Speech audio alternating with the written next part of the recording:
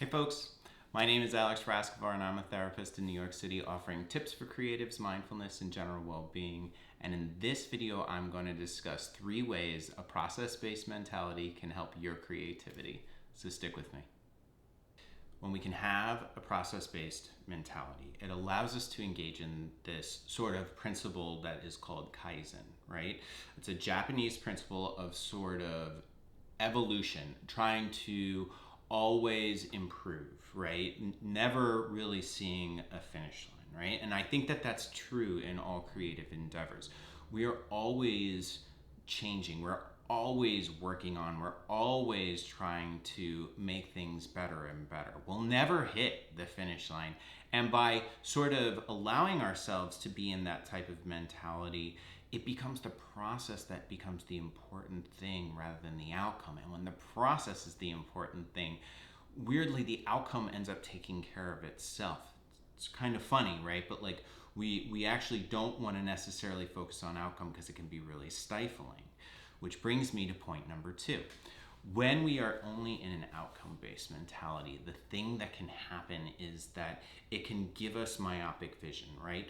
We can sit there and kind of like slowly but surely shut down to all of the different options that are around.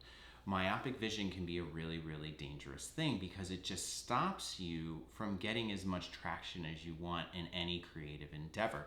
Whether that is true creativity in like sort of a traditional sense of like in the arts, right? Like graphic design or acting or I don't know, music or painting, whatever, or even like arts that are sort of like not traditionally thought of as arts, like the art of being in a relationship, right?